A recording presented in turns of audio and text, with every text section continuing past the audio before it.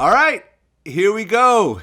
We have legendary comedian George Wallace in the building. Woohoo! Welcome to Vlad TV. Long time fan. Man, long time. I'm so happy to be here. You don't know how happy I am to be with you. And this is just good. Thank you so much, man. Well, we were talking off camera. I actually saw you back in 1990 at a comedy club in San Francisco, and you killed it. Man, isn't that amazing? I'm the most blessed person you ever met, man. I've been doing this for 43 years, and I'm still new. Can you believe that? And I got your greatest job. I got your greatest job in the world. All I do, I'm so blessed. I just thank God every day. Because all I do is just lie. I just lie. I just make up shit. That's all I do all day. I just make up shit. I love to make up shit and lie. And I ask God every day, I want to be the greatest bullshit in the world. You hear me? The greatest bullshit in the world. But right now, Donald Trump is kicking my ass in the bullshit department. Man, it's kind of hard to compete against Donald Trump. Man, what did they say? He lies more than you wash your hands every day. This guy's an idiot, okay? But I don't do Republican jokes, but I don't do them Trump jokes because some of my fans are Republicans, and I got to make this money and shit. I ain't gonna offend anybody. I don't have to do Trump jokes. If I did, I could say shit that he said would be, like he said, all black people are living in poverty. And I called him, I said, I need to talk to you about that, but I can't decide which one of my houses I want to meet you at, but I don't do no Trump jokes, okay? Well, right, because you have 17 houses? Where are you getting this information from? I know everything. I do have 17 properties. I didn't do drugs, man. I did real estate. And at the time when I was doing real estate, I didn't know I was accumulating so much. And all of a sudden, the economy was down in Las Vegas and Atlanta and certain cities. And I would just buy stuff at a low price. And now I've got 17 properties everywhere. Wow. Now, are these multi-units or single family? These are single families. Mm-hmm. Oh, okay. Yeah. I love living. I love life, man. Life is good. Congratulations, man. Congratulations. I love to see people. I'm trying to be like you when I grow up. I'm trying to be like you when I grow up. You ain't gonna never be like me. Let's get that straight right now. Well, this is your first time here, so let's go ahead and start in the beginning. You grew up in Atlanta. Atlanta, Georgia. That's right. 30319, which is the #1 zip code in the state of Georgia right now. I grew up in a place called. You ever been to Atlanta? Yeah, lots of times. Buckhead. That's why I grew up in Buckhead. I know you're looking at me, a black kid. Yeah, black people grew up in Buckhead. Yep. Mm-hmm. Well, these days, Atlanta's kind of an integrated city, but back then, we're talking about the Deep South. What was that like during that time? It was black and white, but it was Atlanta. Atlanta has always been the progressive city. That's where, Dr. King and everybody. A lot of Jews lived in Atlanta, and the Jews and the blacks got together, and they made things happen. And that's why Atlanta is the city today. Matter of fact, I tell everybody, what we call Atlanta, Wakanda. That's what. Right. You ever been to Africa? I have. I've been to Senegal. Okay, anybody out here watching us today, if you want to go to Africa, you call Delta Airlines, okay? And they're going to fly you to Atlanta. Mm-hmm. And you won't know the difference. Well, you ended up losing your mother at the age of 16. Yes, sir. How hard was that to be a teenager and to go through something like that? I'm sitting here smiling, and normally somebody would be. It was so good because my parents taught us at a young age, learn how to do everything and do everything. And my mom taught us to clean, cook, sew, everything. See what I was saying? I'm not going to always be around here, but there's a purpose for everything in life. When my mom left the house, I was 16 years old. She said, baby, I'm going to the hospital. I'm not coming back, but your life is okay. Everything's going to be all right. And at the time, you're thinking you're a kid, you're going to go to the hospital, so you're going to come back, just like everybody goes to the hospital. But she didn't come back. But I tell you what, that was a purpose for that. And I graduated from high school, and I went to University of Akron. And a new mother came in my life, and she's still my mother and father today. And I went to school, and I went to Akron U, got 3 degrees, and I bet I paid $5,000 at the most for these degrees. And things have happened for me that you would never think in life. And getting out of school and coming to New York City, and within a few years, I was vice president of the world's largest outdoor advertising agency here in New York City. Everything at Times Square, all of the Billboard spectaculars, all the 10 top markets in America, Boston, Detroit, Cleveland, you name it, Baltimore. I was vice president of that company. I sold all of that space and things like that. I remember in New York, they used to have the smoking cigarette. And, but I did all of that stuff, and I did that, and I wanted to become a comedian since I was 6. So selling advertising, I was making a lot of money, getting a financial cushion so I could move out to California where you are, and have a little cushion. So I saved up to about 400. I saved up probably $400, and I went to Los Angeles. And Well, I mean, soon after your mother died, your father died as well, right? well, I shot him. Oh, okay. Didn't that, didn't that, I'm laughing because I know it's not No, true, but go no, I'm ahead. just lying. I'm kidding. I will lie in a minute. I just make up shit, man. You have to watch me. Well, my dad died when I was 18 in college, and there was a purpose for that too, because life is just good. I was so blessed with a great mother and father that I was prepared to go out in the world and make a living. My whole family, and it's just been good from day one, man. Like I say, everything is good. Wanted to be a comedian since I was 6 years old, and look, now I'm doing it for 43 years, and I have great friends in the comedy business. I went to Las Vegas in 2004 for 30 days, and 60 days, and 90 days, and the next thing you know, I'm in Las Vegas at the Flamingo on the Strip for 10 years. And I did not work for the hotels. I'm one of the few guys. I own the show. We call it Four Wallet. As an African American, when I say black, I've worked Las Vegas more than any African American ever, even Red Fox and Sammy Davis Jr. and Lena Horne. But I thank God for people like them because they paved the way for me like that, And so much so, Red Fox and I want to be like Red Fox and Sammy Davis Jr. Now, everybody know they died broke. Did you know that? They died broke. Really? Yes, They sir. both died broke? Both of them, and I like the way they lived. I want to die broke. They died owing the government $800,000-$900,000, and I'm thinking, hell, if you die owing the government that much money, you did pretty good. I don't mind dying broke, and the government come take my stuff. I'm dead, I'm gone, but I love them, and I thank God for them. I put that picture on the screen at my show in Las Vegas, especially like Sammy Davis Jr., the greatest performer to ever, even to this day, the greatest performer ever to work Las Vegas. And just think they had to go through, they couldn't come through the front door like everybody now. They had to go through the back door, through the kitchen, just to walk out on the stage to work. And that's why I thank them, because they'd be surprised today to know that we're still going through that same damn kitchen. Still got to go through the kitchen. All entertainers got to go through the kitchen. But I like their life, and I love living, and I love what I do. Now, you said you wanted to do comedy since you were 6, but you actually started in 1977. And back then you were called the Right Reverend Dr. George Wallace? The Right Reverend Dr. George Wallace. I wanted to be 6 years old. I was watching people like Red Skelton's farm in the business, Red Button, Red Fox, Johnny Carson, Richard Pryor, watch people like that. And I would take their jokes back to school and people would laugh. And anytime you're making people happy, what you gonna do? When I see happy people, it makes me happier. I actually started in 1976 in the month of June. Me and a little kid, a little Jewish boy, we started together. My best friend for 43 years, and his name is Jerry Seinfeld. I know you never heard of him, but that's my Never best heard friend. of him. He's an idiot. You don't have to know who he is. He's an idiot, okay?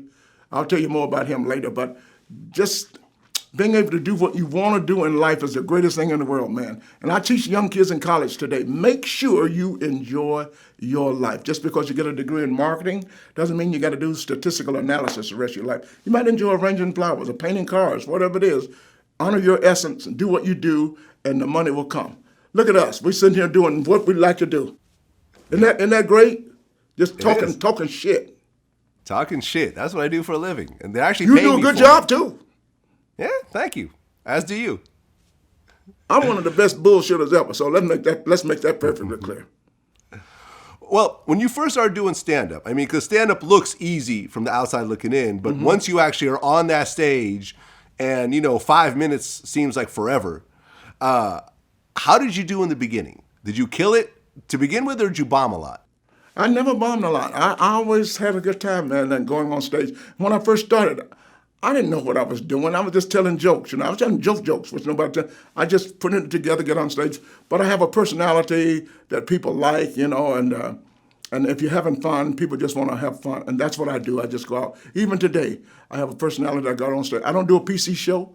I talk about everybody. I don't give a damn who. I had a blind lady come to my show late last night, and I chewed her ass out for coming in late. I said, how the hell you walking here late? You got somebody to lead and guide your ass around here. I said, look at all these other people in this room. That's what I said to the blind lady. Look at all these other people. And she's standing in the audience. And I said, you ain't that blind either because you pointing straight at me. And so she said, but let me tell you something. She had so much fun. If you do it right, I'm never going to embarrass anybody because they pay my rent. But she had so much fun. At the end of the evening, I had to tell her, you're the best. She said, Mr. Wallace, I just love to laugh. And she said, I love you too. And at the end of the evening, I gave her a copy of my DVD. That's how she was so good. It's a slow-ass crowd out here. I gave the blind lady a copy of my DVD. Got to explain the jokes and do the jokes at the same time. Go ahead. Well, I mean, have you ever had hecklers? Very few. I'm thinking I might be wrong, but I think comedians that have hecklers, they leave a board in their show. There's somewhere in the show where people can come in and heckle. I keep my show rolling, but if they do come in, I'm ready. You ready? My audience is so comfortable. Sometimes they do talk back to me, but they're in the spirit. I did a show last night with 7,000 people at Coney Island, Forbes Amphitheater. People were talking back to me back and forth. Sometimes I used to be known as the king of the your mama joke. Some people start talking about my mama, so we'll go back and do that. But it's a comfortable atmosphere. Very seldom do I have a heckler. Okay. The king of the your mama joke. So what are some of your most vicious your mama jokes that you have in your I don't even remember them. I just used to be the king. Like I never met your mama, right? I never met the man. But let me tell you something. What's wrong? Listen. But I did meet your mama at the airport, and she's got a job sniffing luggage. So I used to do the jokes like that, and do me a favor. Is it true that your mama teeth are so crooked she's got a job at Home Depot making keys? But I don't do your mama jokes anymore. I know she's so fat. Your mama's so fat. The other day she was driving down the street and the police pulled over and says, "All right, everybody get out." Big fat ass mama. Your mama's so fat when she gets on the elevator, oh, it's going down.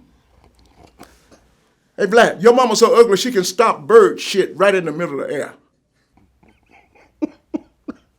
Your mama's so ugly when birds fly over, they fly upside down so they don't have to shit on her. I'm just trying to remember these jokes. I'm trying to remember these jokes. Do me a favor. Just tell your mama when you see her just tell her they caught that rapist so she can stop sleeping naked at night with the window open.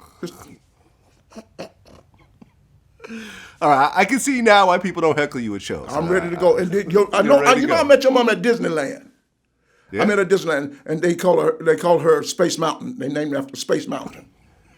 She's a good ride, but the line, oh my God, the line.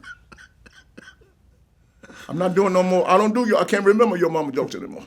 Sorry, I'm getting over a cold right now. Pardon me. Did you catch a cold? Yeah, I got a cold. That's another stupid ass thing people say, I caught a cold. Why would you catch a cold? Why don't you just let it go? People saying stupid shit everywhere I go. Like Jerry Seinfeld told me he's going to build him a new house, and he's going to build it from the ground up. I said, that'd probably be the best way to start building that house. Because you start with the roof, you're going to run into some trouble. People just say stupid shit all the time. Matter of fact, I'm going to write a whole pad of stupid shit people say. When people die, Vlad, they say things like, he dead and gone. Now, what the hell does dead and gone mean? Dead and gone. Anybody ever died and stayed? People just say stupid shit. I'm at a funeral, and the preacher said the lady was in a better place, and I'm going, she's in a box. Just stupid shit. So you started out with Jerry Seinfeld, and you guys were actually roommates for like 13 years? That's exactly right. I'm actually the real George, to be honest. 13 years. 13 years roommates. I was best man in his wedding, and I'm the father of his kids. We're really, really, really pretty tight. So life is good. And out of all people to meet, right, that's my best friend. And I take advantage of it. And I'm the only guy that can say to him, shut the hell up. Everybody else, yeah, Jerry, they think he knows everything, right? You don't bother. He'll do stupid shit. And he'll remind me, like he's number one comedian, money-making comedian on Forbes list. You know that? Number one in the past 8 years. Kevin Hart beat him 1 year. Jerry Seinfeld makes more money than anybody, number one. But we'll get in an argument, and I'll say to him, you don't know everything, you stupid nut. And he says, check the list. That's his answer to me. Check the list. Check the list. Check the list. So. Well, you were not only the best man at his wedding, but you were actually a pallbearer at his mother's funeral. Yeah, man. You did some research, didn't you? Yep. Yeah, I did that. Yeah. So you guys are really, really close. Very, very close. Yeah, we do everything together. We travel together, and he being my best friend. I take advantage of it, too. He got a jet, I got a jet. He got a yacht, I got a yacht. Well, I mean, you guys start off, and you're both struggling stand-up comedians. We didn't struggle. I guess we never had it bad, though. We worked hard. Okay. But then he gets his TV show. Yeah. And then he just goes, Crazy. to the moon. I mean, crazy. Crazy. I mean, were you actually on that show at all? Did you ever guest star? I did the show one time. We had something happen to us. We had a friend named Gary Shanley.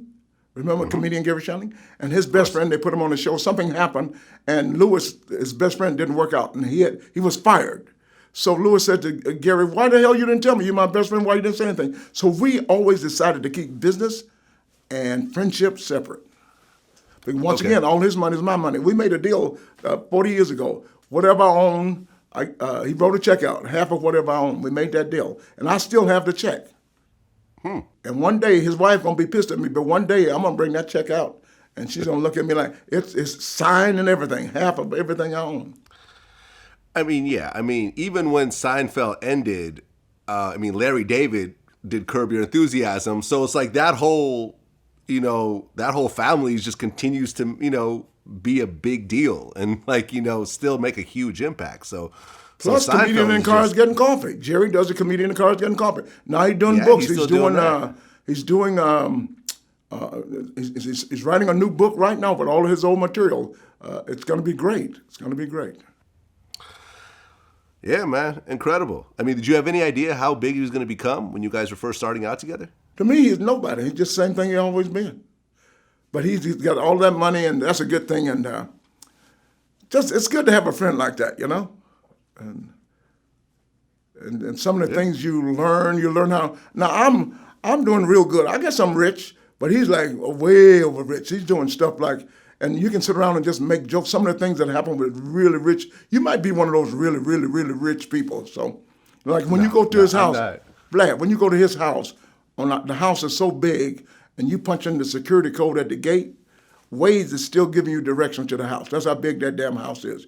It's a whole different level, man, when these people, you see these big houses, the houses these really, really super rich people live in, little things at his house, like playing ping pong is different. If you play ping pong at most homes, eventually the ball goes astray, usually in another room, under the curtain, under the sofa, something like that, right? So if we're playing ping pong, the ball goes off the table, I go to get it. Don't go get it! He turns around, he has a crystal bowl with 200 ping pong balls in it. 200 what's most homes allow, 3 ping pong balls, right? I don't know where these ping pong balls go, I don't know where these balls go, but these rich people are living different, man. I woke up one morning at 3 o'clock, I went to pee, I came back, my bed was made, and a chocolate on my pillow. It's stupid the way they live. Well, I mean, I remember I was watching an episode of Comedians in Cars Getting Coffee, and I forgot who the person that he was interviewing said, who it was, but they said, "How many cars do you have?" And his answer was, "Well, it's not an amount where if I told you, you would say, oh, that's reasonable." That's true. That's true. He's got so many Porsches, man, so many. I'm not into cars. I don't know much about cars, and I just think they're all the same. They're just different color. I'm going, you just got the same car. But he's into cars. He loves Porsches. We read about a Porsche one time, and we were having lunch in New York on Broadway. And we read about the car, and he says, and the car was in Zurich, Switzerland. He says, let's run over and take a look at it. We jumped the jet. The next day we were in Zurich, Switzerland, and the car was in storage, like upstairs on the 6th floor in one of those art museum storage things. And we bought the Porsche. I mean, if you were to guess how many cars he has, what would you say? I think over 60 or 70, something like that, different garages, different places. I haven't even seen them all. He was mad because I haven't gone to see the cars. So next time I go to California, I'll go out and take a look at them. So at one point, you started doing Vegas, but then you actually had an injury back in 2007. Yes. Okay. I was on stage at the Bellagio. And that was okay. an unwanted wire. The stage is dark. And when entertainers go on stage, the stage should be clean. And then for some reason, they left a looped wire open, and my foot got caught in the looped wire, and I tore my Achilles tendon. And fortunately, somebody at the hotel took a photo of it and presented it to counsel. And we never saw that guy again. Every time we needed him in court, for some reason, he was down in Puerto Rico on vacation. But I'm glad he took that photo, and we brought in doctors. Man, that was a long case, and doctors and lawyers and all kind of crazy ass people in a lawsuit. Crazy. Right. Well, I guess you won 1.3 million in that lawsuit. Yeah, you know what 1.3 million will do for you? You can go over to Bellagio for a month and have dinner, and you broke. Well, right. Well, after the lawyer's going to take his cut. See, that's another thing. People never tell you that, you hear these lawyers on TV. What's the name of those lawyers? They got me $20 million, $15 million. They never tell you, and I got to keep 10. I got to keep 5. Everything is a lie. You watch television, everything is a lie. Even the little commercials. Give me a break, give me a break. Bring me off a piece of that Kit Kat bar. That's a lie. I bought 9, put them in the freezer. I can't get that some of my bitch to snap and click like it does on TV. Everything is a lie. Royal Caribbean, Jamaica, all a lie. Well, I mean, you were doing, you were constantly touring and you were doing your thing. And then when you got to Vegas, and you mentioned this earlier in the interview, you ended up having a massive run in Vegas. So a longer run than any other African American? Yes, totally. Well, I tell you, first of all, starting comedy, I never wanted to be on television. I never wanted to do movies, anything like that. Like I told you, I always liked the career of Red Fox and Sammy Davis Jr. I just wanted to go to Las Vegas and work. When I started off, I worked with Diana Ross for a year and a half, opening for her. I worked with Tom Jones for 5 years. You name it, everybody. Donna Summer, Paul Anka, everybody back in the day, whoever's hot, I was opening for them. It's outside, inside, 70,000, all kinds of venues, in the round, racetracks, and that's why I know how to handle any house. No matter what the size is, how big it is, I'm one of the few guys that can do that, and I love doing it. I love doing it. Right, and you've been doing it nonstop. I mean, you even said that, aside from all the Vegas gigs and all the touring, you would get corporate events that would pay like $100,000 for a night. That's where the real money is. People don't know where people are. That's the corporate money. When you can work with General Motors and McDonald's and the drug companies, you can go in there and be out of there with $1 a night and on your way, But I love that. I love that. And I still do tours. I'm out with Mike Epps and some more on weekends, and I'm still hanging with the best of them. And I love it. 43 years, and I love hanging out with the young kids, and I try to kick their ass out on that stage. And I change my act so I can adapt to whatever the audience is, young people. I love to talk about the music the young people are doing today, and I don't understand it, but the rap, like Fetty Wap, I talk about all of them. I met him, and we talked about politics, and we didn't see eye to eye all of a sudden. But we get into a whole lot of things. So I just change jokes around just to hit you. Rihanna, wait. I don't know what the hell she's saying, but I play it. Boom, boom, boom, wait, there. And then I said, when I grew up, we had real singers with real lyrics like Marvin Gaye and Diana Ross and Tom Jones and Stevie Wonder. Then I'll hit Stevie Wonder, and the whole house goes crazy. They will sing the song, but it's just having fun. And I love the young people. Kodak Black, going to jail, you name it. My favorite, Waka Flocka Flame. That's from my hometown, Waka Flocka. And I don't cuss. I'm kind of like a clean comedian because like Jerry and I, we started off, we do corporate work, right? So you clean, but Waka Flocka is my new curse word, Waka Flocka. You can say it to yourself. If people that don't cuss out there watching us, Waka Flocka. I was at church yesterday, and the bishop walked up in the pulpit. I said, look at this Waka Flocka. He's going to be up there for 35 Waka and say, that's my new word, Waka Flocka. When I close the show, I say, I thank every Waka Flocka in order. You a Waka Flocka, you a Waka do Oprah, you a Waka Flocka. I love to cuss, Waka Flocka. But let's make it clear now, off stage, I'm about one of the best cussers in the world. I can cuss good, too.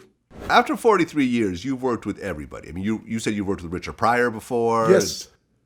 Red Fox, everybody. Who do you think is just hands down the funniest comedian you've ever worked around? Well, those would be people that you don't even know. That's people like Really? Dave Tyree. Most people like that are really funny, but that are not in the business. I have people in my family. I have an uncle that's just flat out stupid. He's stupid. His name is Uncle Bo. He will have you laughing from the moment you walk into the house. He'll ask you stupid ass questions like, he'll ask you a question and then he'll answer it at the same time. He'll ask you a question like, how y'all get up here, walk? He'll ask you the question and answer, where's your dad, at work? What time you get off, 6 o'clock? Why it's so hot in here? Y'all got the heat on? He will ask you a question and answer. It's crazy. What your kids doing at home? Ain't no school today? Well, out of the known comedians, who would you say is the funniest? Oh, man. I like Tiffany Haddish. I like I like, oh my God, Jerry. I just tend to like everybody, man. And there's a market for everybody too. And that's what I like about comedy. You know, Bernie Mac was crazy. I'm trying to tell you. I love Bernie Mac. And I'm not thinking fast right now, but there's so many funny young guys out there. And oh my God, and Amy Schumer, and oh shit, who that was? Some more. J. Anthony Brown on the Tom Joyner Morning Show. Oh man, you could go on and on. If you name a comedian, I'll say that's the best. There's a guy named Don D.C. Curry, a little older guy, but he keeps me laughing like you won't believe. Eddie Griffin, you can just go on down the line. And I think everybody's funny, and I enjoy them all. Well, I mean, I've interviewed a lot of people, but if I were to say who's just the funniest person, even when the camera's not rolling, I might have to say Tracy Morgan. Really? Let's talk about Tracy with his crazy ass. How in the hell you buy a $2 million car in New York City? Where the fuck you going with a car that goes 269 miles an hour and you know you got to stop at every block? The red light changes every block. He bought a car. Now, they say it's a lot of money, but it wasn't too much. It was only like $30,000 to fix the car. But people thought that was a lot of money. Well, yeah, that's a $2 million car, you know. Yeah, but I would like to hang out with Tracy more. Yeah? I would like to, because he has a funny, first time I met him was about a year ago, and we just hugged each other. And Chris Rock let's put Chris Rock in there too, like him. But Tracy is funny. I never worked with him yet, comedically so. Mike Epps, I think, is the other person. He's funny, like I work with him every week. Mm-hmm. But you come see all of us on the show, and I'll make him work. Have you ever had a chance to work with Bill Cosby? I did once. I worked with him, and matter of fact, I'm on the same stage where he was. That's why I don't touch nobody in my audience. I don't touch nobody in my audience. I don't shake hands. I ain't touching nobody. I'm not getting no letter 30 years from now talking about I touch somebody inappropriately. But Bill Cosby, we learned a lot from him. Funny is one of the funniest men in the world, but you can't do what he did. And we knew about the ladies, but I didn't know about the drugging and all that stuff, you know. So, but he's one of the greatest comedians. Let's put him way up there. You know who's one of the best? Thank you for asking that question. You know who's I think is the best? He's dead, but George Carlin.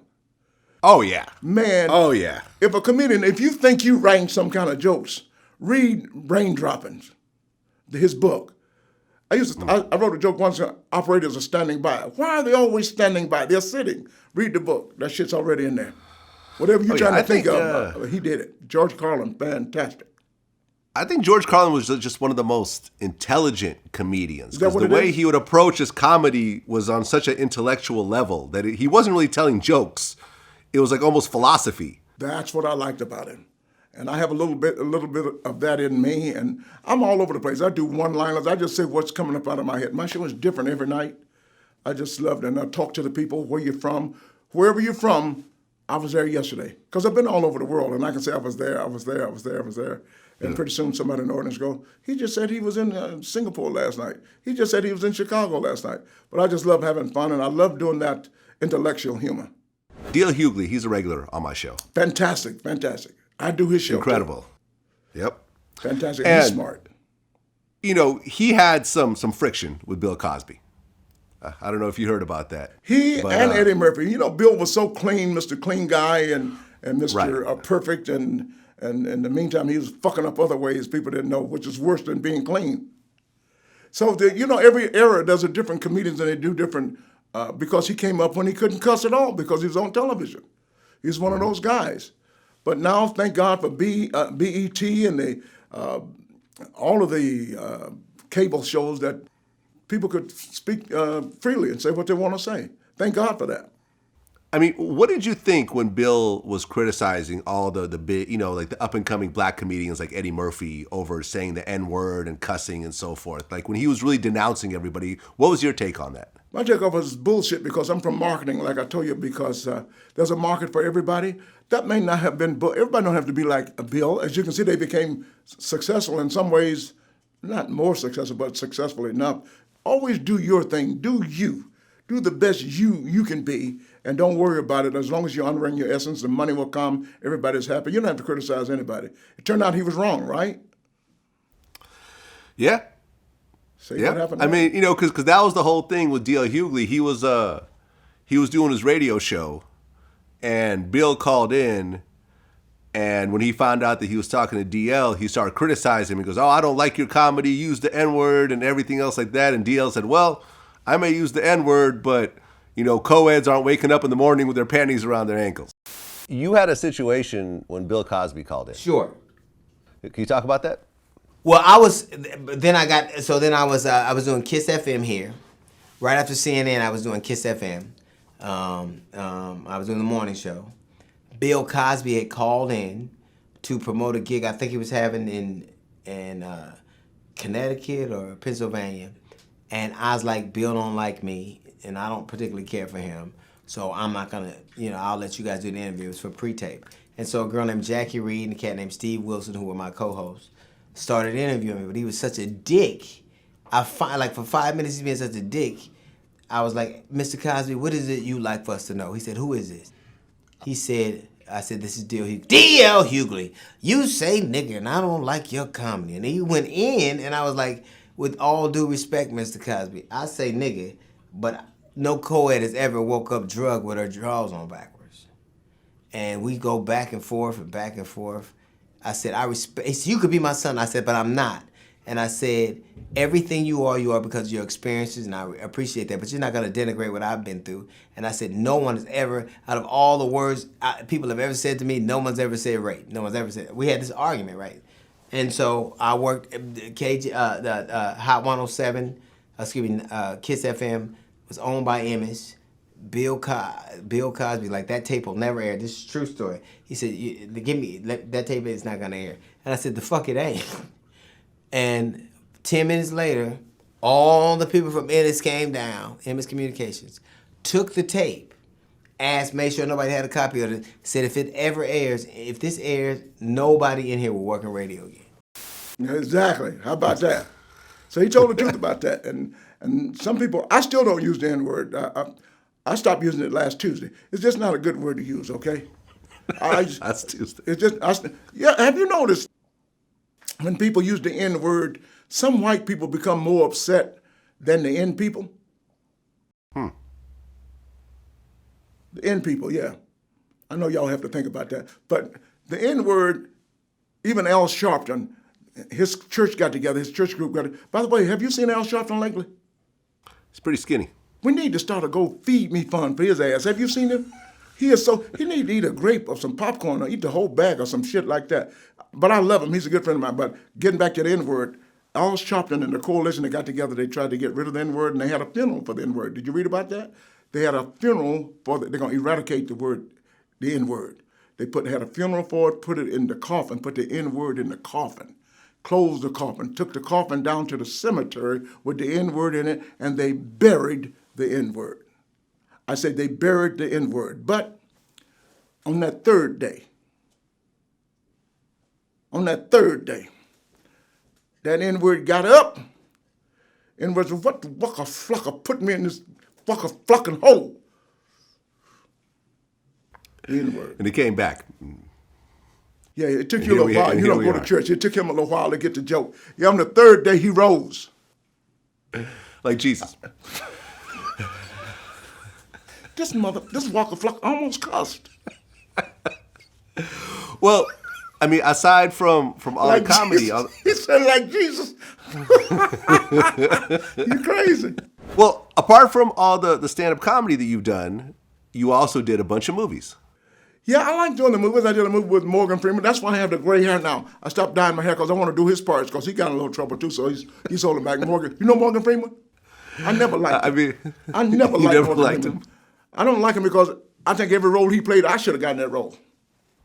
It started years ago with Glory. I read, Morgan got it. There's a movie called Lean on Me. Did you ever see Lean on Me? Look at me. I could have played Joe Clark. Mr. LaBarge, lock your doors. Call 5. I could have done that. And I'm from Atlanta. I could have driven Miss Daisy Roundhill. I know more about Atlanta than he does. I could have even done Red in Shawshank Redemption. Anna Devane crawls through miles of shit just to come out looking clean on the other side. Isn't that great, Morgan Freeman, boys? Great. You talk about my mama. He talked about my mama like a dog, Morgan Freeman did. Really? Oh my, he's good. He's good. Nicest guy. He's my favorite actor too. I love him. Well, I think the problem is you're way too young to get his roles because he's 184 years old currently. So Yeah, he is 184, isn't he? Mhm. He's old. He's, but he's a great guy. He's still doing very well, and I just love him. Denzel Washington, that's another favorite actor. We go to church together, so. But I'm doing these roles. I did Morgan Freeman just getting started. I did the movie they play over and over and over is The Wash. We did that back in 1993. And I walked through the mall. I can't walk through the mall. All the kids running, that's Mr. Wash. They come running up to me, and we did Three Strikes, and we did The Lady Killers with Tom Hanks, and we did just finished a movie with Chevy Chase and and Richard Dreyfuss called The Last Laugh. There's a movie coming out with Cat Williams called Cat Williams, another funny guy, called The Last Laugh. Also, I did some TV shows. I'm Mr. Huggins on Bob's Burgers. I'm Papa Earl on KC Undercover. That's creating a new market. I have the young kids. That's what I got to do to keep my name out there, and that's why I'm doing it 43 years, just keep it. What else is there's a show called The Florida Girls that's premiering this fall, and I'm doing a movie with Adam Sandler, a Halloween movie coming out next year. So I'm pretty busy. I'm enjoying life. Life is good, man. And nobody has a better life than me. And all I do is lie and make up shit. well, you were also in A Rage in Harlem. Yeah, I did A Rage in Harlem. That's right, man. That's cool. I did that with Bill Dukes. I saw him the other day. Bill Dukes and so many good actors was in that movie. Robin Givens and, oh, man, guy to San Francisco. Oh, man, so many great actors. Oh, yeah. No, Bill Duke is actually a regular on my show. Is that right? I've interviewed him a few Fantastic times. guy. Yeah. Fantastic guy, yes. So. 76 years old and still doing it. Is he 76? Yep. We're going to redo the car wash. We're going to redo that and bring all of the old actors back into it. And and put some young people in there too. They're still working there doing nothing like Bill Dukes and all those guys. The few that are still living, Pointer Sisters or people like that. And then, I shouldn't say that over there because somebody's going to try to steal my idea. I mean, he killed it in Car Wash. Fantastic. Like his role, oh yeah, like it was a really emotional role. We talked about that. Your first, I guess, big movie was Car Wash? The first big movie I acted in was Car Wash, the great Michael Schultz. Okay. And you played Abdullah Muhammad Akbar. That's right. A.K.A. Dwayne. Dwayne, that's right. Okay.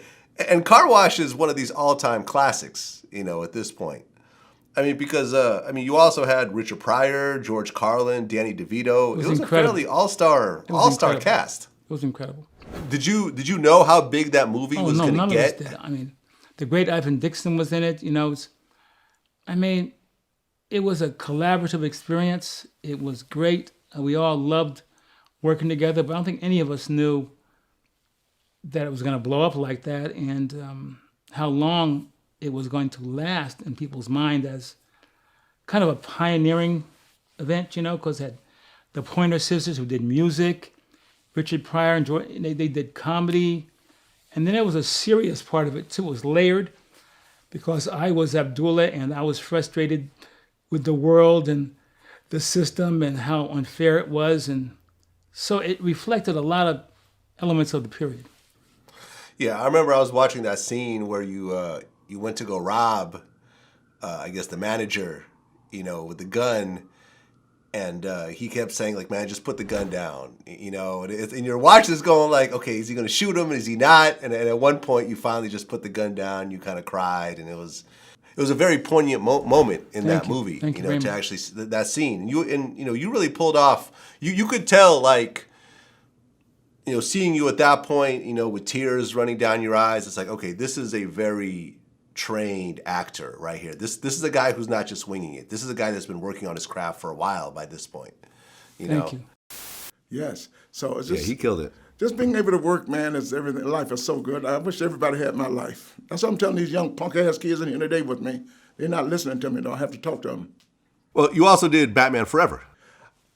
Man, you remembering things that I don't. Batman Forever. That was with Tommy Lee Jones.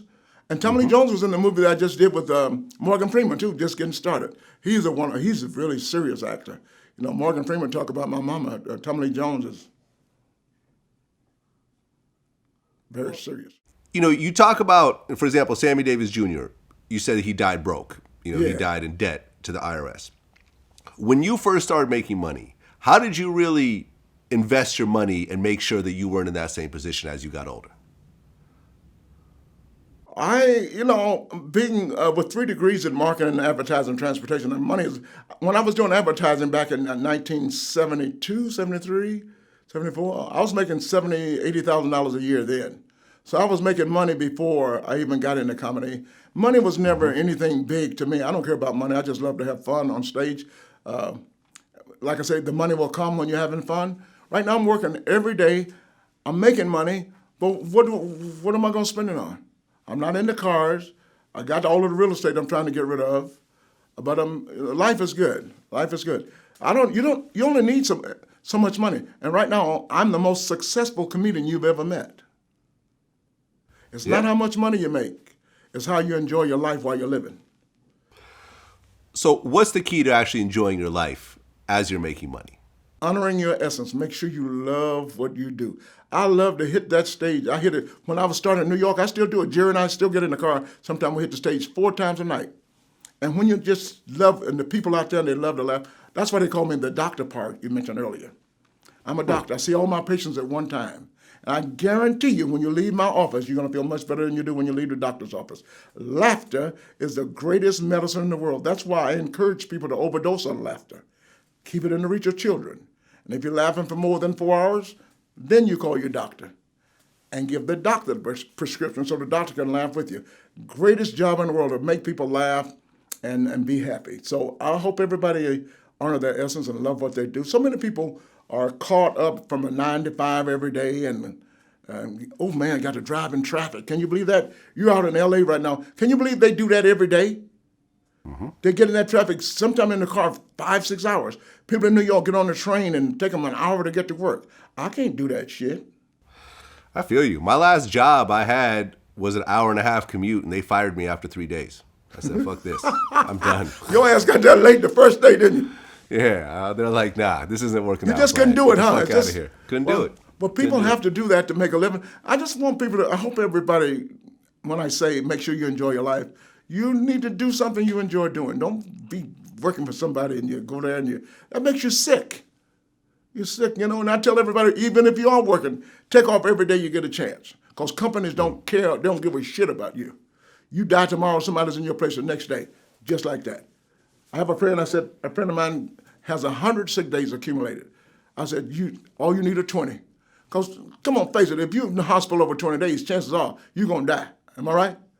Take off every day you get. Companies don't give a shit about you. Young people, if you're listening, make sure you travel all over the world. Go to the new beaches, get all that shit out of your system, have fun. You can work when you get old like me. Well, in a typical month, how many comedy shows do you do these days? Well, I'm doing it 5 nights a week in Las Vegas, so a typical month. So I'm on every night. If I'm not on in Vegas, I'm on the road. Like I say, doing a tour with Mike Epps and some more and other kids out on the road. And then on Sunday nights, I run to the comedy club. You were talking about corporate work, right, earlier?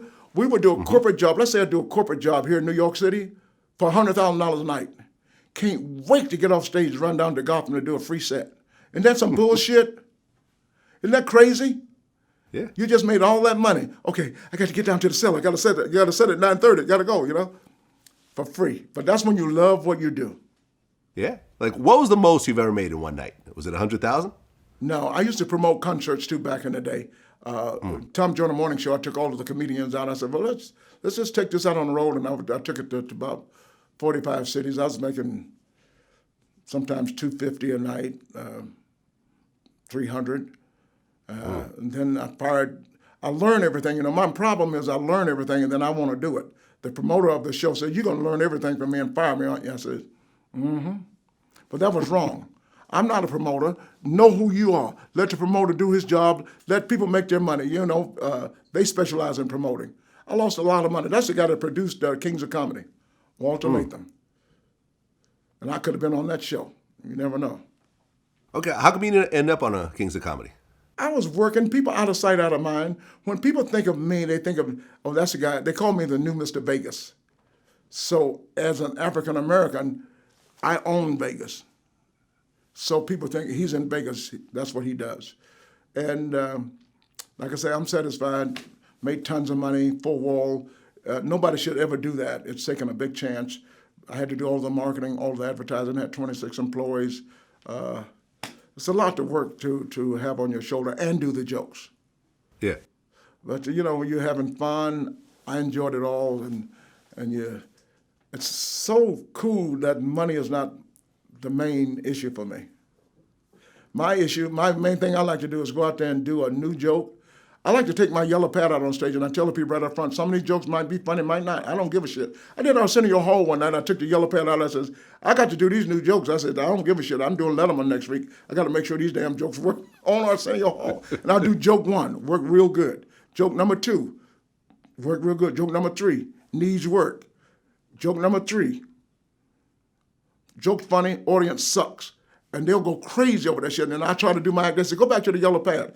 I love doing new jokes. That is really good. How does it feel to have the same name of the former governor of Alabama, George Wallace? Well, back in the day, it was kind of cute, George Wallace. And I'm from Georgia. My nickname was Governor. They used to call me Governor all through college, University of Akron. And but my real name is Henry Wallace, but Henry Wallace. When I got to California in the Union, SAG and after, there was already a Henry Wallace. I wasn't smart enough to know my name could have been Henry Vlad Wallace. I wasn't that smart. So my dad is George Wallace. There are 9 George Wallaces in my family. So I'll make George Wallace a good name. And I took George Wallace. It was kind of cute when I first started, and the people go, George. And when I did the Tonight Show, everybody went, George. I was going, don't check your TV. I'm okay. It's George Wallace. A lot of people get stuck with names they don't like. So it's been good for me. And now when people come to see me, if they're paying $100, they know what they're going to see. Yeah. Right, because the other George Wallace is one of the most hated figures in the black community, period. I say segregation today, segregation tomorrow, segregation forever. And we got another idiot in office, just like we got another idiot in office that we hate just as much. Yeah, man, but it seems like your name has completely eclipsed his name. When you say George Wallace, you don't even think about that racist motherfucker anymore. So. Yeah. Please don't cuss. Don't say motherfucker in front of me, motherfucker. Didn't I tell you I'm a Christian comedian? Yeah. Stupid. He said, yeah. Yeah. Well, I mean, but you are a very religious person, though. You grew up in a very religious household. Church, and some part of my act is about the church. How people are cussing in church now. Are you Catholic? No. Oh, he said, no, like, you ain't shit. You don't go to no church, do you? Nope. Hey, Vlad, you said you go to church, you Catholic? He said, no, that just told me everything the way you said it. Good expression. Nope. But people are cussing in my church now. And I told the Catholic people last night, as I had a lot of guys, I said, I'm never going back to your church. I'd be damned if I'm drinking out the same cup, everybody in that audience drinking out that same damn cup. That shit ain't gonna work for me. I don't care if they wipe it off with Clorox. I don't give a shit. I ain't drinking out that cup. But at the black church, we got a thing called communion, and they now have a new thing in the last 2 years. You have the wafer and the wine sealed in a little plastic container. And you can't get it open. By the time the ministers, let's eat and drink together, little old ladies, 80 years old, going, this is some bullshit right here. This is bullshit right in the church just because this bullshit. Taking communion, sacrifice. Mm-hmm. Well, you said that going on stage and telling jokes for a huge crowd is better than sex and is better than doing drugs. I never did drugs, and I don't do too much sex. But I'm telling you, man, when you go on stage and you get standing ovations, if you don't get a standing ovation, there's nothing better than making people happy and walking off that stage and people coming up to you later on and says, my husband died 2 years ago and I haven't laughed like this in a long time. Just want to thank you for putting laughter in my life, or whatever. You make them forget their bills, their worries, everything. And when I say it's my sex and drugs, Seinfeld used to say, why you say that stupid saying? Guess what? He's saying it now. We can't wait to go to work. We love going to work. It's our number one love, to make people happy. Yeah. I think D.L. Hughley said that stand-up comedians actually are the main change in society. I think comedy has led the way to us becoming more human. I think it's the reason that we evolve. I do. Comedy is the reason why we evolve. Oh, absolutely. I think that is the reason we evolve. Absolutely. Absolutely. That's interesting. I mean, because if you look at, like, for example, even historically, like with the court jester, he was the only one that was able to tell the king the truth without facing, if you look facing at execution. Amos and Andy, if you look at the longest laugh spread in recorded history is All in the Family, Sammy Davis Jr. when he kissed Carol O'Connor. The longest laugh spread in history. The longest laugh spread. In other words, people laugh for so long because this white man kissed that black dude kissed this white man. The longest laughing. We've evolved in fits and starts. The whole 70s, the whole 80s, all these stories told in a humorous manner. You know, Mark Twain doing it. It's the way that we have been able to accept things. Comedians, we are like the barometer. We know society. That's why all the comedians know who should be president, because we know the ills of the country. We talk to people. We know people. We study people. Comedians are smarter than people think. And that's why we can say things, and the people in Congress, we can talk about the president, and we're pretty much right. And you show me a conservative comedian, we'll show you somebody that's kind of funny. Even the comedians that are funny and then they get into politics, all of a sudden they're not that as funny anymore. But comedians really know the social ills of the country. And we can just talk about it. And that's why I could talk about anything that's going on in Washington. I should be president. If I was president of these United States, I'd just make everybody, get rid of everybody in Congress and let's bring people like me and you in Congress. Because we know at 4 o'clock we're going home every day. We're going to get shit done. There's things you could do, just simple things. I could be mayor of New York City. All I got to do is say, I'm going to fix all of these damn streets here with these potholes and shit in them, and go to Las Vegas, and they got a thing over there called a monorail on the backside of the damn street. Put it in the middle of the street and shit. Every city you go to is screwed up. I could be a politician easily. Just do things people want to get done. Simple things. Simple things. Well, you were actually going to run for mayor of Las Vegas. I was just lying. I just make up shit. I just say I'm going to run for mayor. I'm going to run for president. You know, I just make up shit. I'm going to run for president. People want to drink and drive. We should have a lane for these people. We're going to have one lane, both directions. You know, I just make up shit. We should spending money. I would do things like we do some research. Let's do some research on morning breath. What the hell happens in your mouth during the night? You go to bed with regular breath, you wake up the next morning with a mouth full of plutonium. Just a lot of things we could just do in life if I was in charge of this country. You know, just wasting money. School teachers need to get paid more money. I make a great president. People would vote. If they voted for Trump, they would vote for me with some of the ideas I have. You got my vote. I know I got your vote. I got everybody's vote. If I would have gone out there and do it, I would get so many votes. People would love me. And I would tell them right up front. They asked me who was like this dumbass in office. What's his name? Ben Carson didn't even know what REO was. Oreo? With his dumb ass. And then Trump didn't know what to do with him. They said, they put him in, they said, where's Ben Carson from? The hood? Trump with his dumb ass. Well, put him back in charge of hood. That's how he spells H-U-D. Hood. You know, if you look at comedy, for example, in the 80s and 90s, it was, you know, people make jokes that would be considered homophobic now, transphobic, whatever else. Yes. No one really cared. You look at like Eddie Murphy's Raw and Delirious, he used got the in F trouble, word right? a lot. Now, you look at comedy in 2019, you do a joke like that, you have to go and apologize the next day. And you have to say you're sorry and you didn't really mean it. You know, as a comedian, as a pure comedian, when you see people try to censor jokes and comedians having to apologize, what do you think about that? I think it's wrong. That's our job, is to say things. We try to make people laugh. You don't want to be serious and hurt anybody in the conversation and your thoughts, but if it's a joke, it's a joke. We're in a club. We're in a theater. We make jokes. And we talk about anybody, everybody. And I do that. That's my personality. I can get away with it. Because, like I said, I'm never going to embarrass anybody. I was talking last night about this Gay Pride Month. And I was telling people about Bloomingdale's, the most beautiful women in the world work in Bloomingdale's. And I don't know how to say this, but some of the men in Bloomingdale's look better than the women. And I said, so when you go into Bloomingdale's, if you're not sure about your sexuality, when you come out, you just might come out. Listen, and you can just, It doesn't matter. You can talk about anybody if you say it right. You just got to know how to say it and never offend anybody.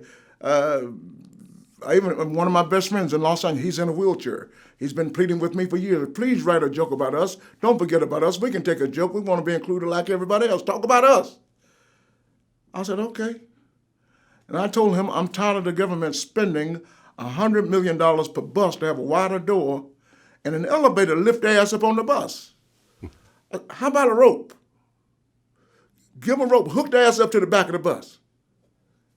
Give them a long ski rope so they can go in and out of those orange cones. He said, that's good. Stop laughing. It's not funny. He says, but it's just, and they come up. Listen, I did a joke in Mississippi. A guy came up to me with muscular dystrophy. You know what I'm trying to say. Muscular you know what I'm trying to say. In the chair, and he said, Mr. Wallace, I'm going to kick your ass about that wheelchair joke. And you know what? It was the greatest moment in my life. As long as you're having fun and you're honest and you're telling the truth, that's just me, though. And some people do it differently, and it can be harsh. So you do have to watch what you say. So what am I trying to say? I don't know. Just try to be right. Try to be right. I mean, have you ever apologized for anything you said on stage? No, because I know people. I love people, and people love me. I'm never going to do anything to embarrass anybody.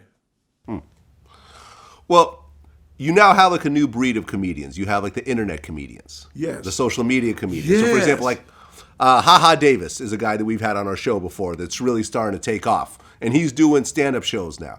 And you kind of have this interesting sort of thing where a lot of the traditional stand-up comedians, they have problems with that. Exactly. You know, with these guys. How do you feel about that? That's what the show Cat Williams is about, 2 Minutes of Fame. This is a new day, and people are doing new things. The young kids, do what you do to be who you have to be. There's a kid named Cowboy Country Wayne, a black kid. He's got a following, internet. As long as you can put asses in the seats, I don't care if you're not funny. If you put asses in the seats and people love you, do your thing. Honor your essence. And I back anybody. And the young kids, anything you can do. I'm pretty big on Twitter. I tweet a lot. I was voted top 25 funniest tweeters by Rolling Stone magazine. And my tweet jokes are completely different than my style on stage. But today you got to do social media. You got to keep your eye out there. It's a new day. So that's why I'm here with you. It's a new day. We're doing it differently. And I'm proud to be on your show because this is a market that I see new fans coming in. So that's what I got to do. And I'm going to come back tomorrow and do it again. I don't give a shit what you say. I'm coming back tomorrow. Yeah? Yeah, you heard me, Waka Flocka. Come on back. I did that on Arsenio. You have an open invite. I did that on Arsenio, and I showed up the next day. It was a great show. It was a great moment. But I will be back tomorrow. Mm-hmm. Okay, I'm down for it. Mm-hmm. And you know, like your style of comedy, you know, like you don't do impressions. You don't, you know, and I feel like you don't really do traditional jokes. You do, you know, you kind of do more social commentary in what you do. And I guess. I don't even know what I'm talking about. I just go up on stage and sit down and just start talking shit. I just, you know, I'll just see shit that doesn't make sense, like, and I'll just bring it up. Like I'll see items, like in the grocery store the other day. I'm walking in the grocery store, and I saw an item that said evaporated milk. And I'm thinking like, well, what the hell is in the can? Little thoughts like that screw me up. You know, like the new kids doing math today. It's the young kids. I don't know whether you notice now. You ever notice Domino Pizza and Pizza Hut, they have a pizza for $7.99? The young kids have a new math, $7.99. You go ahead and you get the Coca-Cola or whatever delivered to your house. I don't know how these young kids turn $7.99 into $26.80. I don't know how they do that shit. It's $26 by the time it gets to your house. Everything is a lie. That's what I look at in life, especially like here. I'm in New York right now. You see sign, you get Chinese food, it says free delivery, right? Mm-hmm. Try to close that door without tipping them. Everything is a lie. Everything on television is a lie. It's crazy. That's how I look at things that are just absurd and different, and put a twist on it. I try to write jokes that are evergreen jokes. If I write a joke today, I want it to be funny 20 years from now. And our joke is set up is 1, 2, C, or AB3. Set up, substance, twist. That 3 is a twist, that C is a twist. So I'm kind of old school now. I just talk about things. I don't know what I love to interact with the audience. Somebody come in late or something like that. I love to talk about people, and I can talk about any city in the world because I've been everywhere, and I know all of the best restaurants in the world. So wherever you're from, I can tell you the main points, what's going on in the city. I read the news. I listen to CNN. I listen to MSNBC. I listen to the Financial Channel. I know a little bit about everything. Then again, I don't know shit. I had Lavelle Crawford on my show a couple years ago. Yeah, Lavelle. Yeah, he travels with us also. Oh, yeah. Really funny guy. Yes, sir. And he feels that Hollywood only allows one black comedian at a time. Well, you've said that the industry sets it up for only one black comedian at a time. Yeah. Explain. It's proven fact. Think about it. Kevin Hart, they think he's the only comedian in the world right now, for real. Because, I mean, he's not. Even if he helps out, Kevin Hart, he's the greatest. No, he's not. He's good. I love Kev, but he know it. He's riding that vehicle, Cat Williams before him, and then he went loco, a little bit. I don't know what happened. God bless him. He's my friend. I love him to death. But Cat Williams, one comedian, and it's just like steps. Great example. Hollywood only allows one lady at a time. Joan Rivers, Roseanne Barr. Right now it's Amy Schumer. It was Sarah Silverman a few years ago, remember? Mm-hmm. That's Hollywood. They will only allow one at a time. And if you're at that spot, Kevin Hart, right now, and before that, you're Chris Rock, and you just go down the line, you go like, one at a time. Yep. Eddie Murphy before him. Eddie Murphy, there you go. Yep. And I'm still new, so you never know. Next year it could be me. Mm-hmm. Could be you. Even though I made all and the I've money I need interviewed to I've interviewed other comedians. I've asked that same question. Like Dion Cole agrees with Lavelle Crawford.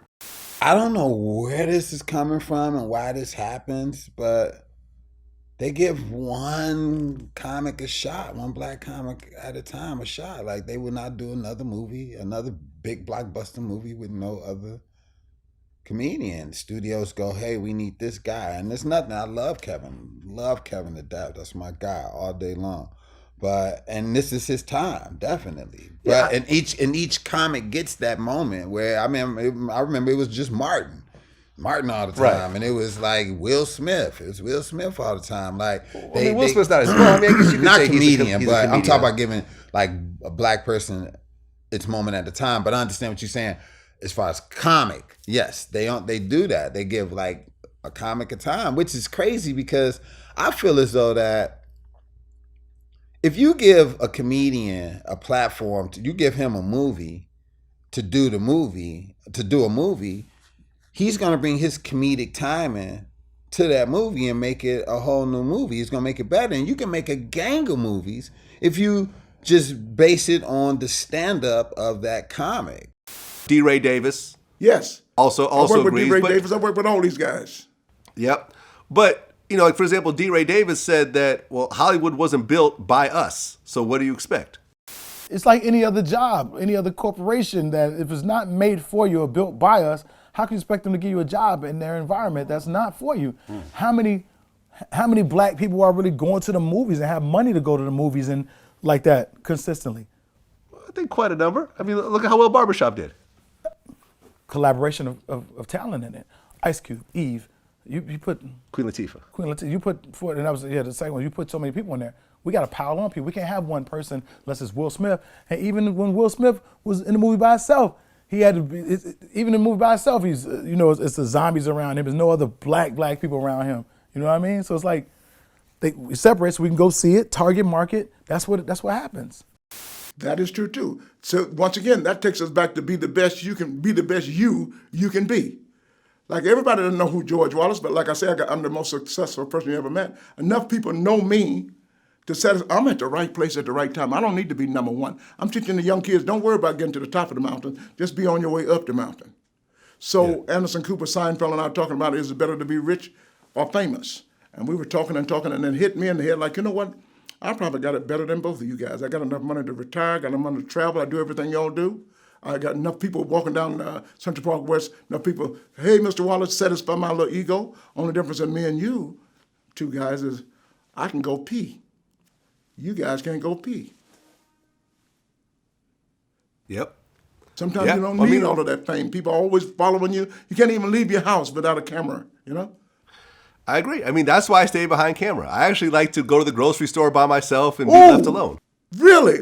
I love going to. People say, what are you doing? That's a stupid ass question, dude. What are you doing in the grocery store, Mr. Wallace? Because I'm hungry, you're stupid. Don't you like doing little things you can go and just go out and have fun? I just left Central Park today. Just walking through the park. I had lunch at the boathouse. I like doing things like that. You know, when I'm out with my one really rich friend, it's always, it's nice, but it's different. It's People different. are watching Yeah. you. People come up and bother you, disturb you. Yeah, man. I'd rather be rich than famous, honestly. Well, And, you and the are. two You don't are always rich. go together. You are rich. Don't nobody know who your ass is. Exactly. Exactly. And I like it like that. I like I'm it gonna that kick way. my ass. I mean, being in the business for so long, have you encountered racism along the way? And have you seen it change at all over the years? There's always going to be racism. There's something we're not going to get over. I did a casino in Las Vegas called the South Point Hotel. I played Lift Every Voice and Sing. That's the Negro National Anthem. They didn't like that. I didn't go back there to work. I heard why too. They didn't like, there's racism everywhere, but you got to overcome that. Nothing can stop you when you want to do what you can do. And whatever you do, I call it the highway of life. When you're traveling on this highway, you're going to find many detours.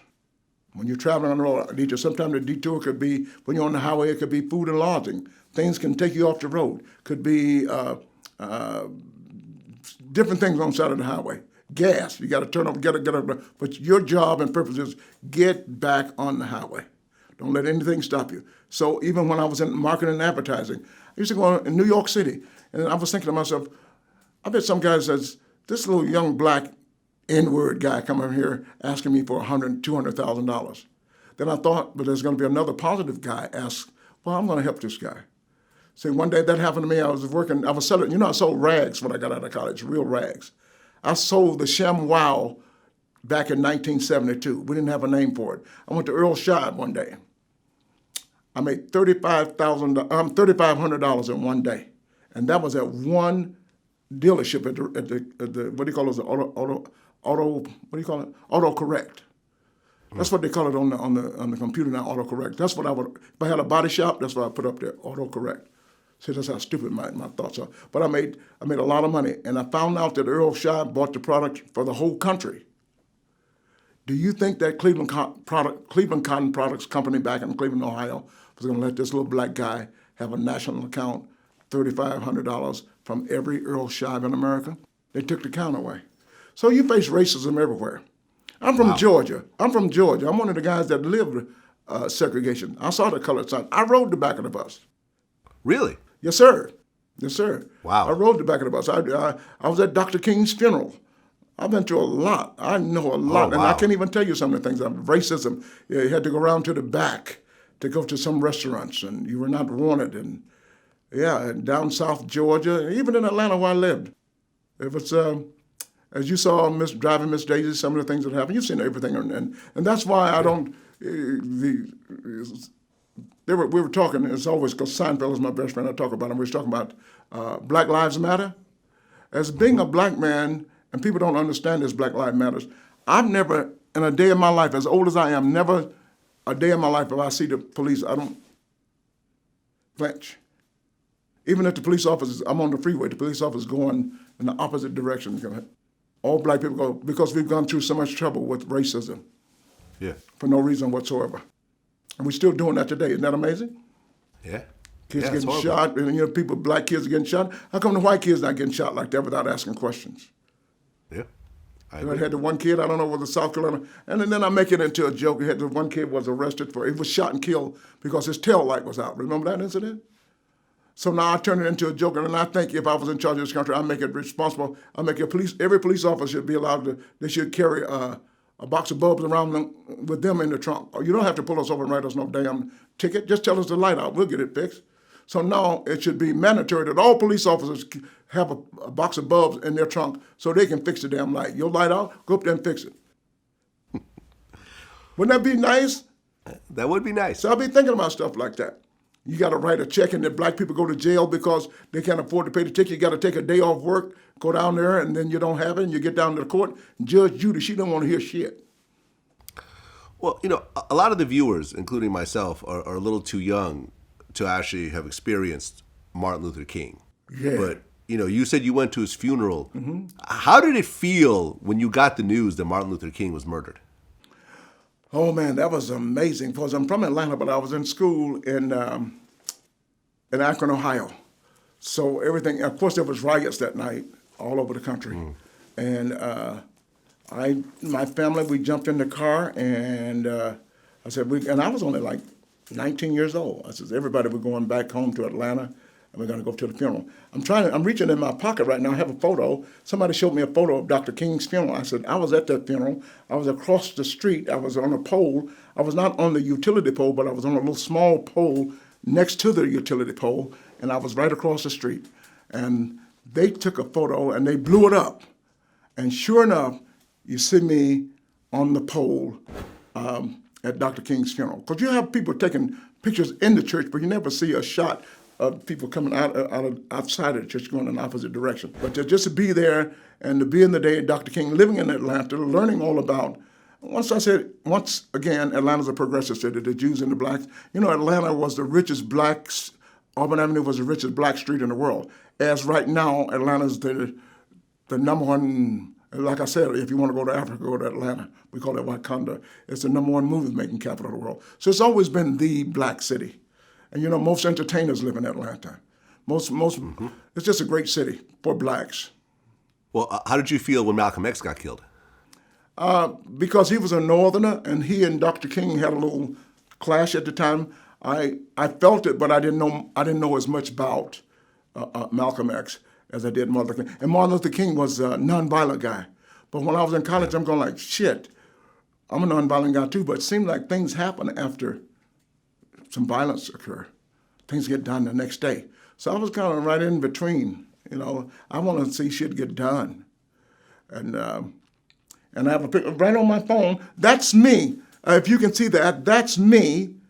I'm at the podium. This is the church where Dr. King made his last speech. It went black. On my phone. That's him. That's Dr. King. No, it went black again. What is wrong with my phone? But that's me on my screen. That's me at the same podium, the pulpit where Dr. King made his last speech. I have a dream. Mason Temple. That happens to be my church. Mason Temple, Church of God in Christ. I'll send this to you so you'll have a copy of that. And I'll also send you a copy of me on the pole. But that's me. And I'm going to go back to my church and make the speech. I have a dream. I've been to the top of the mountain. I look over and I've seen the promised land. I'm going to do that. I'm going to do that speech.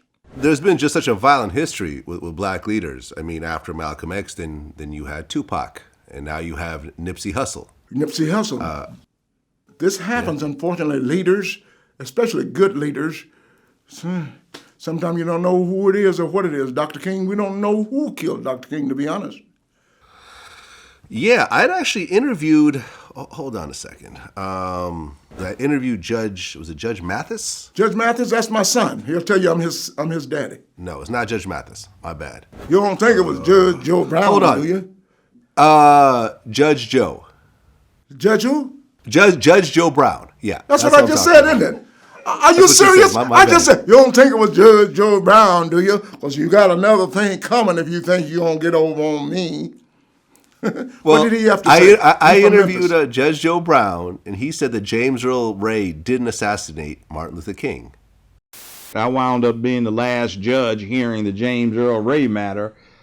Did he, in fact, assassinate Dr. Martin Luther King? And had he not died and his local attorney not died in close succession, it would have been my finding that he was not the gunman. That Remington 760 Game Master they've got in the Civil Rights Museum is not the murder weapon. It's not even close. And it was a two-man hit team that killed him from the fire station dormitory. It wasn't the flop house, and it wasn't in those bushes. So yeah, I got into the deep details of Dr. King And that 3 or 4 year period, that case was kicking around in front of me. And I believe that. I think it came out of Washington. Huh. Yeah, he was involved in that case. Who was Yeah, it? Judge Joe Brown? Yeah. Really? Well, we think they put it on a guy. I do, because I think it was too big. And there was a lot of hate coming out of the FBI back in the day. Well, hold on. I'm about to look it up. The last judge presided over the... Yeah, so he was actually the last judge that presided over the alleged shooter.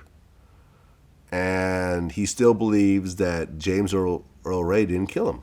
I don't believe it either. So you think that the government killed Martin Luther King? I didn't say that. No? You just leave it at that. Thank you. Well, because it's not like this is really out of the ordinary, because you remember the whole J. Edgar Hoover with the COINTELPRO and the Black Panthers. Go ahead and tell it. You telling it? Go ahead and tell it. I'm telling it. Yeah, you telling it? That's exactly right, sir. I'm glad you said it. And I remember I actually interviewed Michael Franzese, who was like a high-ranking mafia member from the, from one of the, from the Colombo crime family. Yes, sir. And he told me on camera that the mafia had pictures of J. Edgar Hoover dressed in drag. In the drag, yeah. J. Edgar Hoover publicly said there's no such thing as the mafia. Right. Do you know anything about that? Yeah, the reason for that is Hoover used to go into, well, one of the reasons, I won't say it's the definite reason, but he used to frequent some places in Manhattan that were mob controlled. One of them was the Stork Club. And I was told upon good information that he was there with his boyfriend at the time. And the Stork Club at the time was bugged and wired, because the owner of the Stork Club, a lot of celebrities would come in there. He would wire and bug these people and actually extort them or have information on them to either keep them coming to the club or whatever else he was doing. So he happened to catch Hoover and his boyfriend on tape in the bathroom doing some stuff that they shouldn't have. And they held it over Hoover's head. And that was one incident that caused Hoover to never admit that there was a mafia. Right. I guess Hoover was also a cross-dresser. Yeah. And I heard there was photos and so forth. They had photos and everything else. They knew for sure. He would never admit to the existence of the mob. Because at that point, if you were exposed as a homosexual, it was the end of life as you know it. Correct. These days, it's a little bit different. Correct. And when you, in my age, you know about those things. A lot of people, young people don't know about that, but you did research and you found that out, about the J. Edgar Hoover in the dresses and drag. And some people know about that, some people don't. But supposedly that's what happened. Yeah, I mean, I even interviewed, hold on a second, let me pull this up. You're smart. You interviewed a lot of people. I do. I've interviewed thousands of people, actually. Thousands? See how people definitely over 1,000. Shit? Maybe not thousands, but definitely over 1,000. Excuse me for laughing. These kids you have working for you in the studio, they're laughing and they're not supposed to be laughing. They're supposed to be working. They're out of place. Young punk-ass kids. Well, I interviewed Dhoruba bin Wahad, who was one of the Panther... I'm going to tell you right now. Pronounce that name again? Dhoruba bin Wahad. I don't know the name. I apologize. Hold on one second. I'm going to tell you exactly who he is. You remember the name and you don't know who he is? Well, no. I mean, I know who he is, but I just want to get all the facts right. Dhoruba bin Wahad was the group of Black Panthers that were arrested along with Tupac's mother, Afeni, that they accused them of trying to blow up like a building. Really? And once it actually got into court, they had found out that there were like basically informants and FBI agents that had actually was working within that group, and the only proof they had was one informant was speaking with another informant, and they created this whole story between the two informants, and they all got off.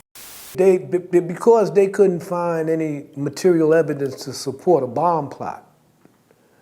They didn't have any material evidence of that. What they had done is, like I said, they had infiltrated the security section, but there were other agents in the Black Panther Party, and the agents didn't know each other were agents. You know, they didn't, and so you had a situation in the Panther Party in New York where agents were actually reporting the actions of other agents for another agency as if, you know, this was some individual who was planning something. And of course, the agency is trying to get us to do provocative stuff, you see? So if the Bureau of Special Services, for instance, has an informer inside of a particular branch, and he's sitting in a political education meeting, and there's an FBI informer there talking about we need to kill cops. He's going to, you know, report back, you know, so and so at a meeting said that we need to kill cops. You know, now of course the bossy people don't know that this is an FBI agent that said this, so it gets attributed to the group. You see, and this particular individual, and that's what they did. They had one of these individuals. Who was working with Lumumba Shakur in the Ellesmere Tenant Association. We worked with tenants, as I said before, and we were working in a tenant association. He infiltrated that to work with Lumumba Shakur, and you know, he brought dynamite to the Ellesmere Tenant Association because he began to hatch a plot about how we should be blowing up the police station, and this police station couldn't, you know, he went and checked it out, and this police station was ripe for this, that, and the other. And so he reports back that, you know, that they need explosives for this plot. And he brought the explosives there, he planted it there, but they were inert material. They weren't really explosives. They were inert material. And that's the stuff that they arrested us for. They arrested, when they raided us, you have to understand, this was a secret indictment. The grand jury was sitting in secret.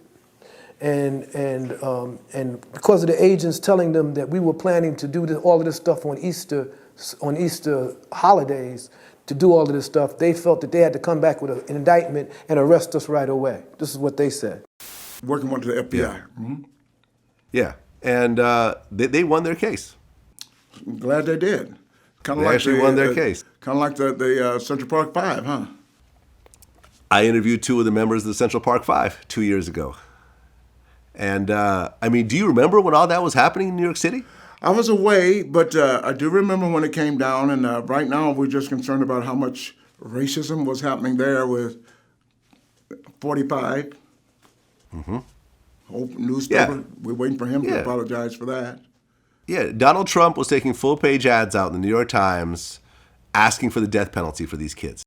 Trump ends up kind of starting the fire in the media. Oh yeah, he was definitely the fire starter. I mean, Okay. you know, he did. What it, does Trump do? Well, he did it in the most grandest and most provocative way. You know, paying for ad space in New York City's newspapers, calling really for the reinstatement of the death penalty for our case. Now, mind you, as things progressed, our names, phone numbers, and addresses were also published in the newspapers. Yeah. So people started to, you know, call us any time of the day and night. People wrote us nasty letters telling us that they was going to kill us and our families. You know, all of that stuff was going on. And one media personality, I believe he was mentioned in the film The Central Park Five, a guy named Pat Buchanan, he wrote what surmised to be that, you know what, let's take the eldest one, Corey Wise, and hang him from a tree in Central Park. And then let's take the others and horsewhip them. Mm-hmm. But the death penalty, Yeah. it's just amazing. And he hasn't Yeah. apologized yet. This guy, we could talk about 2 days about the shit he's doing, and the lying more than you wash your hands per day, and just he's creating hatred, racism. You brought up racism. He's bringing racism back. George Wallace wasn't half as bad as 45. Right, the other George Wallace. The other George Wallace. Me and Bill Duke, we talked recently about this, and I said, you know, he's 76 years old, so he's seen it all, and he grew up in the South, you know, where black people weren't allowed to walk on the same sidewalk as white people. Ooh. You know what I'm saying? That's really bad, isn't it? I never saw that. Not even walk on the same side of the street. Sometimes we Yeah. enhance it, but that's. But Yeah. you could go. He said that black people would have to walk in the mud if a white person was walking towards them. So you were born in the 40s. So your parents, I guess, were born in the 20s? Not only the 20s, but 1901, 1905. Okay. So they had relatives and they were living in the Deep South, so they had, I guess, what, grandparents that were still slaves? Their grandparents and great-grandparents. Slavery was a recent thing for them. But more than slavery, the inheritance of slavery in the sense that when they were going to church on a Sunday, say it was raining, and say they were on the sidewalk, if a white family came their direction, in the opposite direction, they had to step into the mud and bow their heads until the white family passed, then get back on the sidewalk and walk to church. And every time a white family passed toward them, they had to step into the mud and bow their heads. Well, we didn't have to do that in Atlanta, but he was. Yeah. I think he's from Alabama or something like that. Yeah. Alabama, I think you're right. But and the older you are, the more you enhance these stories. So, had to walk in the mud on the other side. That was bad back in the day, and then they could just make up a story, and the police came and picked you up, man. Yeah. Well, he was actually old enough to remember the Emmett Till situation. Yeah, because he was down there, right? Yeah. Amazing. Yeah. Yeah, he said that tore him up. So you were 12 years old when Emmett Till happened. Yes. Do you remember that? I want to get emotional, but how can you forget it? Did you ever see the pictures? Yeah. After they took him from the lake? Looks like a monster, face bloated and half gone. Because they said that he's like a child, right? And that he whistled or something at a white woman. And do you know that years later, she came forth and said he never did it? Yeah. Yeah. He died because of that. I was young when these things were happening. And when you're young, you don't realize the importance of the happening of the day. I was a kid when the Birmingham situation and the bombing of the church, I remember that. But when you're a kid, you just don't know. Living in Atlanta, hearing Dr. King speak all those, and when you're living there, it's just mundane. It's just like an ordinary thing. You just don't know until you get older. You go like, wow, I was a part of that. I sat in the F.W. Worth demonstrations and right in the back of the bus demonstration. And you get older, you go like, whoa, I was a part of that. Well, yeah, when I talked to Bill Duke about this, and I said, well, look, in 2019, do you think that the racial divides are better, worse, or the same? And he said that these days with Donald Trump, he feels like it's going back to the way it was. Now today, what is a little scary is the division that we're facing in terms of what's happening in this country right now. We're divided than we've been in I don't know how long. So you, from your perspective, absolutely see the divide as a regression into how things used to be. I think it's a regression because we're back to not judging each other based upon our humanity, but on the color of our skin or our gender. And you cannot tell anything about a human being by just how they appear. We have more in common than we do have difference. You and I are both gonna die. And you can't tell me when you're gonna die. I can't tell you when I'm gonna die. Mm-hmm. If we get cut, your blood is not blue. It's red like mine. Mm-hmm. We both have our challenges on a daily basis that we have to deal with. And most of the challenges don't care what color you are. You try not paying your mortgage or your rent and tell your landlord that you're white and see what happens. Right. I'm just saying, what the landlord cares about is the green, right? Exactly. So I'm saying is that the ignorance of each other, the displacement of our common humanity today is a little disturbing. And there are some people who are fighting against it and reminding people of our commonality, but for some reason, on both sides there is a divide. It's definitely going back. At the same time, it's better because we do different things than we did before. We were not as educated back then as we are today. So it's going backwards in some ways, but if you're educated and smart, you can do okay in America. We just need it to be better for everybody. But I tell you what, if you're education is the key to everything. They can delay you, but they can't deny you with education. Education and financial. Well, you don't get the finances if you're not educated. Even people that don't go to school. Let's say rappers that don't go to school, but they make millions of dollars, so they're educated in that way, smart enough to do that.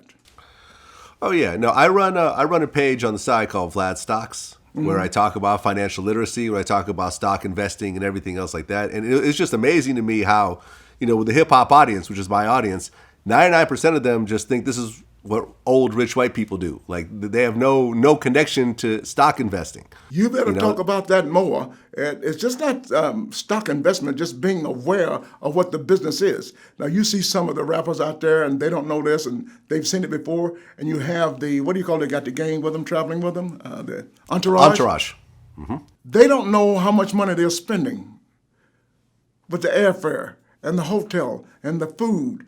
The next thing you know, they go in and they make $1 million a night, but they just spent $100,000 on travel. Now that's 10% of what you just made, besides your management and your agency, and your other 40% tax. Now, so they made $1 million a night. Now all of a sudden you look at it as, I only made $250,000. Yeah. You need to learn about show business. Yep. You got to learn about the business part. So I want all of these young kids out there making all that money. Don't go crazy. You see some of the football players, they got enough money to do it, but don't just go crazy buying $5 million cars and things like that. All you need is one car, two cars, unless you just got super rich abundance of money. And that's why you see the football players, what is it, 75%, 80% go broke, bankrupt? Yeah. Yeah. No, I saw a video where Mike Tyson described how he burned through $400 million. $400 million. How do you do that? As crazy as I am, I would always have at least $100 million sitting on the side. You know what I'm saying? At least $100 million. At least $100 million on the side. You cannot ever lose that much money. You can't go wild and buying everybody a Rolls Royce. You can't tell. Now he's older. He was a young kid. He didn't understand that. And if he had to do it all over, it would be completely different. But all young kids got to think there's a business. Save your money. Jay Leno was a smart guy. Never took a dime from the Tonight Show. All his money come from just doing gigs. In particular, let me talk about my people, the African American kids that make a lot of money. You got to think about they buy these houses that cost $5 and $6 million. Now you're not always going to have that contract, Vlad, right? That contract is going to run out, but the house note still coming in. Yep. They fail to realize state tax on the house. That's coming in. Next thing you know, all your money's out the door. And that happens like annually, these bills come in. There's no paycheck coming in, but the bills are still coming in. You got to realize, I need to save some money, put money on the side, and I would never be broke. Never be broke. I actually rent my house. I have a place in Calabasas. I also have a place in New York, and both of them are rented. I don't own any property. All the money that I make from my company, I put into the stock market. You know why? You be thinking. That's what it says on my hat. I be thinking. Some people, you see they buy these big houses, these rich young people, and the next thing you know, they're downsizing because they think, what am I doing with me and a wife and we got 12,000 square feet homes? What are you going to do with it? Oh, yeah. No, I just interviewed Grant Cardone, right? He's a real estate investor who owns $1.2 billion in multi-unit properties across the country. $1.2 billion. Billion. And he rents his own house. He doesn't own his own house. Here you are with a $1.2 billion net worth, and you don't own a house, a personal house. Yeah, well, I rent my house. Right. I get a better loan on it because I rent it. I could have a LLC own it and rent it back to me, and I'd still get a better deal. So, I rent where I live. I treat houses like hospitals. You get in, you get out. Yeah. The grocery store, Whole Foods. I don't buy the whole grocery store. I go get the stuff I need and then I leave.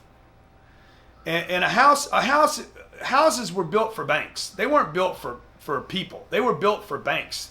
And then the people were lied to and said, oh, a house is a great investment. A house is one of the dumbest, worst investments a human being could possibly make for one reason. You have to pay the house doesn't pay you. And if it doesn't pay you, it's not a good investment. Isn't that amazing? Yeah. He be thinking. Right. So when you get Right, into because- money, I wish I could teach a class at the NFL and the NBA with the young people and how to invest their money. And you get these major contracts, forget about it. Don't, just put that money in the bank. You don't have to touch that money. You're gonna live okay in a 2-bedroom condo, 3-bedroom condo. Don't go crazy. You don't need 50 cars. It's kind of like Tracy Morgan. I know he's got the money, but a $2 million car in New York City and you got to stop at every traffic light and the car goes 239 miles per hour, where's he going to use that car? Well, I mean, you got to remember that Tracy Morgan got hit by a Walmart truck. That's what I said. That's how you got the car. That's where the money. And I remember I was talking to D.L. Hughley. I remember on camera we were talking about it, and D.L. was talking to Tracy about that. He goes, "Hey man, I know you just went through a real bad situation. Your friend got killed. You were badly injured, man. How do you feel about that whole thing?" And Tracy said, "Well, I could have been hit by a Snapple truck." Tracy Morgan one time, after he got hurt, I'm like, man, I'm so sorry that this happened to you. It was a tragedy. I'm so sorry, man. He said, hey, DL, I could have got hit by a Snapple truck. I was like, this motherfucker. This motherfucker. They don't even make that no more. I could have got hit by a Snapple truck. I'm like, wow, that's true. And they would have done just as well. Snapple's got money too. I think Snapple's They don't have Walmart money. That's one thing Snapple doesn't money, have. huh? Not Walmart money. Well, that's cool. I'm glad he was okay, and I'm glad he can do jokes. I'm glad he's back funny, Tracy, and we can laugh about these things. So what do you have coming up next? Next is coming up, like I said, I'm on Law and Order, so I'll be back on doing some more Law and Order. Like I said, Bob's Burgers. There's a lot of things in the can I forgot about. But I'm always have residency in Las Vegas at the Westgate. When you come to Las Vegas, you have a choice. You can go see the blue man or you can come see the black man. I'm going to be working everywhere, all over. What are you laughing about? I'm telling something wrong with you. See the blue man or the black man. I was not ready for that one. And I guarantee you're going to have a good time at either one. And I just love to have fun. They call me the new Mr. Vegas. And I'm always going to be traveling all over the world and doing local venues. I'm on tour in Atlantic City, every city in America. I go to doing, especially on weekends. And I love what I do to just go out and have fun, man. I wish everybody had a job like mine. My kids are with me now and they just go, I don't know how you do it. Because I get off the airplane and I go, every day I'm in a different city and I go make people laugh. And now I'm here in New York City. And if you ever lived in New York City, and I've been blessed to have one of the greatest homes in New York City. I bought the top floor of one of the big buildings in New York City, and I have 19 windows. So I see all of Central Park, all downtown, all the way back in the back. In my bathroom, I can see the George Washington Bridge, the Hudson River, everything. So living in New York is just really awesome, man. There's no city like New York City. It's just good to be here. And I invite people all over the world, make sure you come to New York City. But I try to get them to come in the spring and in the fall, because like today in the summer, we have odors in New York. We have odor, we have garbage, and we have pee. We have dog pee and people pee. Vlad, so many people, and you know this, so many people pee in New York, they put up signs all over the city with a P, a circle around it, and a slash through it. Right. No peeing. But they're kind of lenient because it's like no peeing between like 8 and 9:30 a.m. Monday, Wednesday, and Fridays. No peeing. Oh, yeah. I was in a Chinese restaurant in New York City one day, and I looked over, and there was a sign that said, no spitting. And I'm like, what had to have happened for them to actually have to put up a sign? Somebody must have been... Because the Chinese restaurant was downstairs, and you had to take 3 steps. And when you're walking, that's good. How about that? Well, George Wallace, man, appreciate you coming in. I've been a long time fan. I appreciate you. You have no idea. I finally get to talk to you, and this is good. And if you ever need me for anything, I'll be here for you. That's what it is. Something good is going to happen to you, whether you like it or not. I'm George Wallace. I love you, and there's absolutely nothing you can do about it. That's what it is. George Wallace. Until next time. Thank you, Waka Flocka. Peace. Guess what you guys are done? Y'all can get the fuck out of my life. You hear me?